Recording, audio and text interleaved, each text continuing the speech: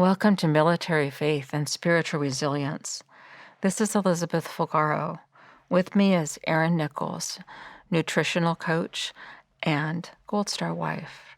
Erin, thank you for being with us again. Thank you. You've been sharing the story of your life with Sam, your husband, and your life as Erin, and where God has been in it for you. And in the last episode, you were sharing about some things you learned about your faith and really growing in faith in Bethesda and then also at the Palo Alto VA. But we'd really like an update on Sam now and how he's doing. So can you take us back to Bethesda, where last we knew he was comatose at the deepest levels of coma, and what happened next that got you to Palo Alto and where God was in it? So kind of the first big positive step that happened was the surgeon came in to talk about his right leg. So his right leg, he lost about a half of his calf muscle, and then there was a big gouge on the front of his shin, and he lost a big piece of his fibula. And there's all sort of like necrotic tissue and everything, and twice a week they would take him to the OR and like surgically wash out the wounds. Oh my. And so the surgeon, he'd been in there. I want to say they did this like Tuesdays and Fridays. So he'd been then. So this was a Thursday. He'd seen the leg on Tuesday. Friday he's going back in, and he's basically saying, "There's too much dead tissue. If it goes any longer, it's going to spread." And my recommendation is to amputate below the knee before this spreads and becomes something else we're having to fight. So he's talking about an infection spreading because of the dead tissue. And where are we in the timeline? Because he was injured at the end of July. So where are we approximately now? Probably a week or two into August. This might have even been the same day you came to faith in God? Yeah, I think this was it was a big day. I'm pretty sure this was the same day. Okay. So, yeah, because it was just my father-in-law and Uncle Greg and I, and so, the doctor tells us this, and it's like, all right, well, if he's got to have no leg, he has to have no leg. That's kind of like the least of our worries right now. So I signed the consent form for his right leg to be amputated below the knee or wherever it was going to need to be amputated. But that was the plan. So the doctors leave, and Uncle Greg. And so, I grew up Catholic, which I mentioned, and prayer is much more of a community thing. Like the priest prays, you say prayers in choral, right? Like in unison together. Typically, Catholics aren't like extemporaneous prayers, right? You say the Our Father. You bless us, O Lord, for these like gifts before you're about to eat or something like that. But that's pretty much where it ends with out loud praying as a Catholic in my experience growing up. And so I had no idea like how to pray for something like this and out loud, and was super self-conscious about it. Uncle Greg, Eric, my father-in-law, not so much. And so they're kind of teaching me like how to do this. And so I learned about the laying on of hands like right then, and we all three of us had our hands on his leg as much as we could with the like bandaging and everything that was there, and we prayed over his leg that by the next day the doctors would see fit to keep it, that it would be a healthy enough leg that they couldn't take it. And so this OR time was at like 6:00 in the morning, that the next morning that they're going to go in. So Friday morning, I'm expecting to walk in to 1 foot. Oh, sure. And there were 2. Oh my goodness. They didn't take the leg. They didn't take the leg. And then after that, it really seemed to progress. As he was slowly starting to progress and become just more medically stable, he was moved from the 3rd floor ICU up to the med surg unit on the 5th floor, which going from the third floor to the fifth floor is like a big graduation. It's a big deal. There at that hospital, and it's just like the sun is no longer being blocked. It's brighter, it's cheerier. You get visitors, you get famous visitors there, all that kind of things. And obviously it means that you're no longer in the ICU, and he's improving quite a bit. Good things. You also, and there's also a really nice family room too, and you start to get a little bit more of that community feel of the other families as well. So they ended up doing a skin graft on that leg. So what they did was he had injuries to both sides of his lower leg. So they basically just sutured up the calf side of it, so the bottom side of it, which kind of splayed open the top a little bit more, right? Yeah, sure. And so that shin needed a skin graft, and then his right hip, which he had lost a lot of tissue in his right hip, needed a skin graft as well. So they took the skin graft from his healthy left thigh, skin grafts from his healthy left thighs, and they took really well. And Fabulous. I remember this doctor coming in, and he was a surgical resident, and I can picture him standing there. He was wearing green scrubs, 'cause surgeons wear green. Wearing green scrubs, standing with his hands on his hips, looking down at his work. Oh. And he's staring at Sam's shin and seeing the skin graft taking to his leg. Exciting. And going from the point of they almost amputated that leg to now the skin graft is taking and it looks really good. And he's just like, look what I did. That's my work. And that was my first thought of like, nah, man, that was God. Amen. Amen. Prayers answered. Yes. Prayers answered. Yeah. So in addition to that physical healing, the kind of obvious healing of the leg, we're also starting to see some neurological improvements. So one of the big things that other people would notice, that's not me so much, is I would go from one side of the bed or the room to the other side, and Sam's eyes would slowly track and find me. Oh my. He was technically still asleep, but his eyes would open.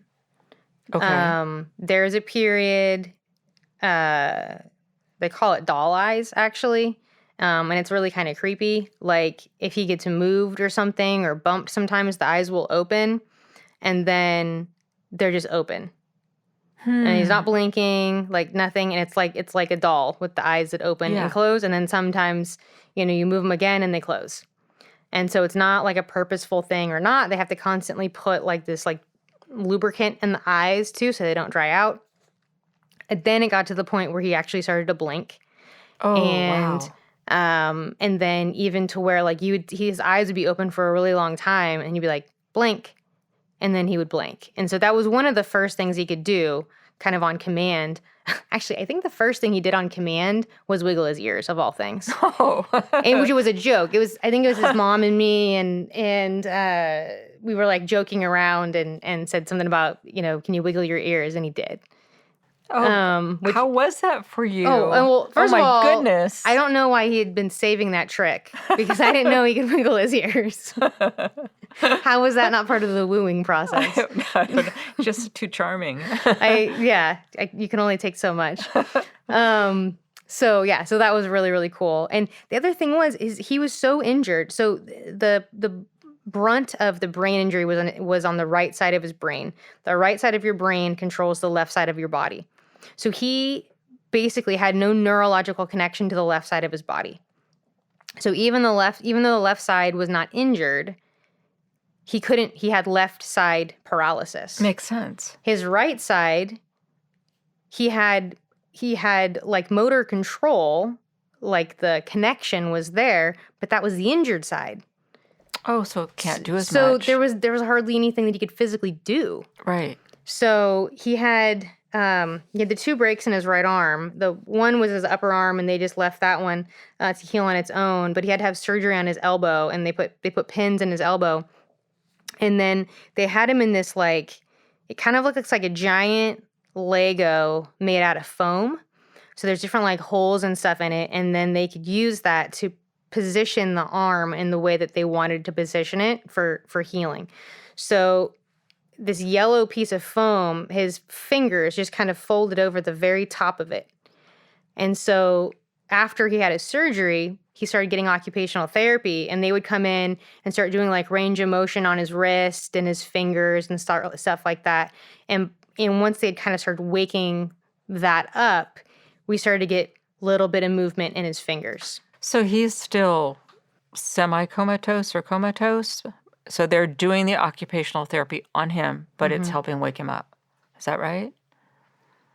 Somewhat. So explain it. Yeah, so the difference between officially being in a coma and officially not being in a coma is a very fine line. Okay. Like there's very little difference. So, they call it emerging consciousness. So they look at your visual response, your verbal response, which, by the way, if you have a breathing tube in, you can't talk. Right. Very, very difficult. And your physical response, like can you follow commands? Okay. So then it's called the Glasgow. What they initially use is called the Glasgow Coma Scale, and so those are the 3 areas that they're measuring. And I believe according to that scale, 8 is like the threshold. So 3 is the lowest you can be, and then 8 is basically 3 means you get 1 point in those 3 categories, and 1 point means you didn't do anything. Oh wow! So you don't get 0 points, which is interesting. Generous. Yeah. And so then 8 is like that threshold of like you're officially not in a coma. 8's still not great though. Like you're not doing a lot if you're an 8. Okay. Or a 9 or a 10. But they do stop using that scale at that point, and they start using a different scale called the Rancho Los Amigos consciousness scale, I think. It's named after a rehab hospital in Rancho Los Amigos. And it has more to do with your behavior and reactions and stuff like that. So, and I was just learning all of this stuff at that time. But what that meant in terms of what Sam was doing was that his eyes, as I mentioned, were slowly starting to track. So exciting. He had a harder time just neurologically tracking to the left. Like he could get from, if he's looking to the right, he could get his eyes to like straight ahead, but then he couldn't get actually to the left of midline. And then he was able to start doing things like blink when you told him to blink, wiggle his ears, and then starting to be able to like move his fingers. Class. And then even things like, there was this one corpsman who I could picture, cute, little blonde, and whenever she came in, it just seemed like every time she came in, something painful was going to happen. Oh, poor Sam. Like if she was there, like they're going to have to move him or whatever, and so I was like, oh, here comes HN, whatever her name was, flip her off or something like that, and he just barely lifted his middle finger, like just 3 millimeters. But it was there. Yeah, and so we started to see that little bit of movement. He was understanding what we were saying, and then the little bit of physical movement he could do, he was responding in that way. So that was probably about the time that you came and got to meet us. Yeah, that was a very special God-arranged time. That was a Holy Spirit setup, because I had gotten an email forward to pray for Sam. I didn't know you, and I'd gotten that probably around the 27th, probably about the time that you were traveling to Germany, your anniversary. Mm-hmm. And so I'd just been praying with you, and then when I found out I was coming to Washington, D.C., specifically to bring music, encouraging music, praise music, and a patriotic song to military, it seemed right to try to find you. And so it was very special to be able to visit you and Sam and to be able to play worship music in his room. And we all surrounded him and got to pray for him. Mm-hmm. So it was really a wonderful thing. And then you and I have had the pleasure of being able to stay in touch ever since. That's amazing that this is the first time. It's been like 14 years since we've been, almost exactly, actually, since we've seen each other in person, but we've maintained contact. We have. So how did you end up back in California? How'd you get there? It happened really fast. So I think just the timing, I think it was literally within a week probably of when you came to see us. And just all of a sudden, the doctor comes in and he's like, yeah, I'm getting ready to put together your transfer papers to go to rehab. Like, wait, Wow. what? I think it was actually that same surgeon, the so proud of himself and his skin graft surgeon who did it. And he said he had to go back down to the ICU to get some sort of information in preparing the transfer package. And he asked somebody down there about Sergeant Nichols, and their response was, Nichols is still alive? Oh, my goodness. And they were getting ready to send him into rehab. It is so miraculous. Yeah. It is so miraculous. Yeah. So at that point, kind of where he was, kind of like his biggest trick, I used to call him his tricks, because it was like getting him to perform, so whether it was a family member who's coming to visit or the doctor's coming in, it's like, all right, you got to perform your tricks so they can see what you're capable of, kind of. And so at that point, his arm had been healing from after the surgery. He was out of whatever movement restriction he had been in. And if I held up his arm, so if I grabbed him by like the wrist, the forearm, and I bent his arm and said wave, he could kind of move his fingers to wave. Which is amazing, right? Yeah. Based on where you'd been. And now where are we in the timeline? Where are we? So I believe mid-September. So we were in Bethesda for 7 weeks. Total. So I think it was about mid-September, and I think we had like 24 hours notice. It was really fast. That's really fast. And I had accumulated a lot of stuff because people were just giving us stuff.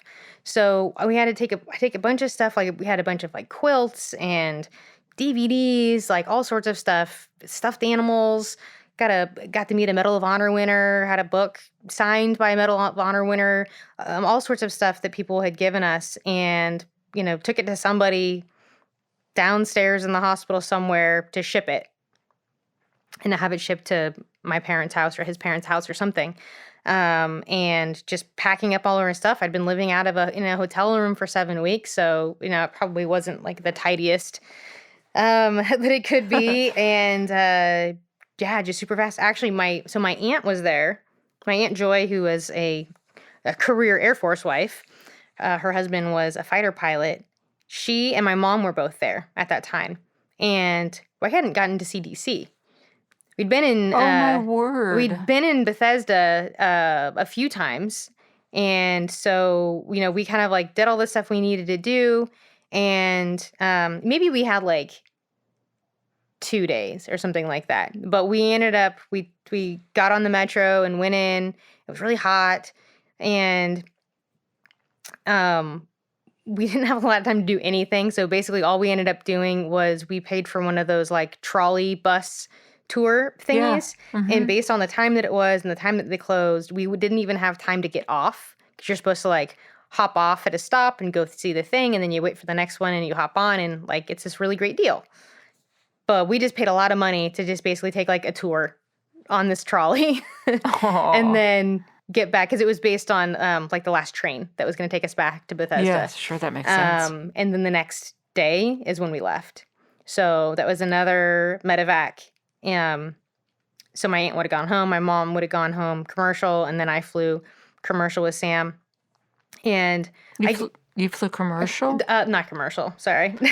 Just that would have been. I was like, yeah, that would have been interesting. No, really good flight attendants. No, it was another medevac, and we flew into Travis, stayed the night there, and then went in a ambulance down to Palo Alto. Thank you, Erin. Let's continue this next time.